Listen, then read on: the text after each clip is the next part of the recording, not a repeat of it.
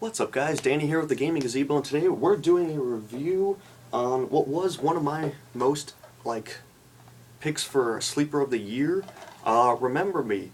Now, this game I was really looking forward to. You can ask anyone who knows me, I was really pumping up this game, I was excited, the concept, the idea, I think everybody who knew about this game was really excited for it. Now,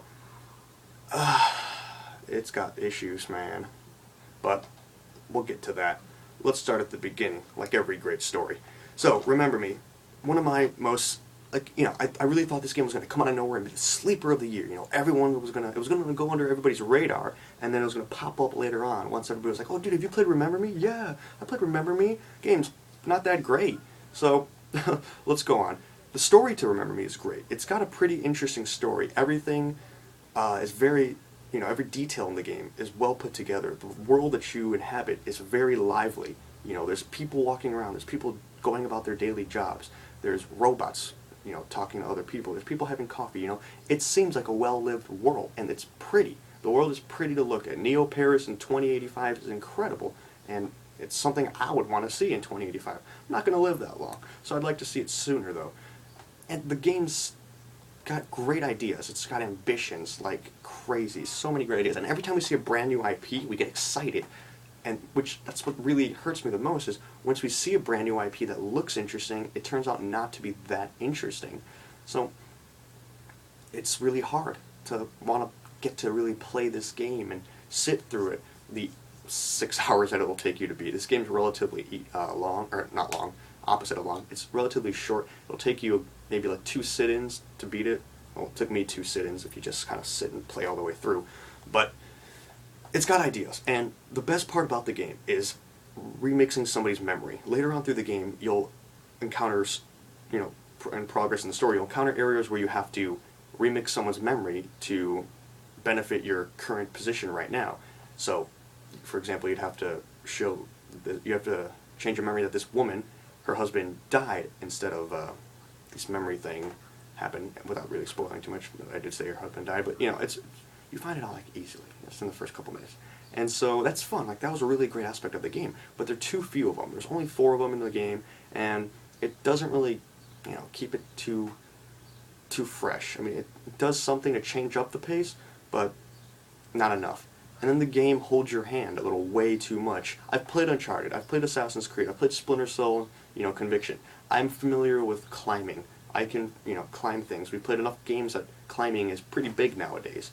Mirror's Edge even. Climbing and maneuvering through the world, basic platforming, is something we've been doing for the past 15 years in gaming.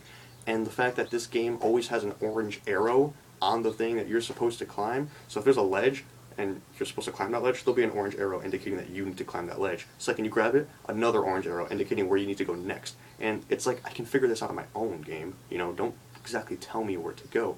And then, if there's hazards in the world, like electric fences that you have to wait to stop being electric to pass by, or fire, the game will even tell you to watch out for those. Obviously, I'm not going to jump in fire, Capcom, okay? You don't need to label a little thing saying, caution, hot.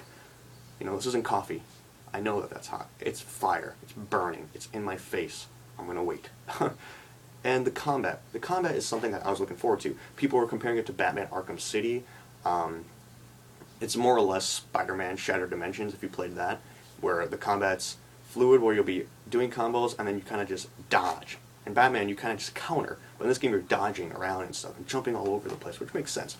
But here you have a great combat system, or should be a great combat system, where you customize your own combos. Certain, an XY, XY, XX will be completely different, and it would do different things. Some of them will give you cooldown, make your cooldowns faster for powers. It'll make your health go up.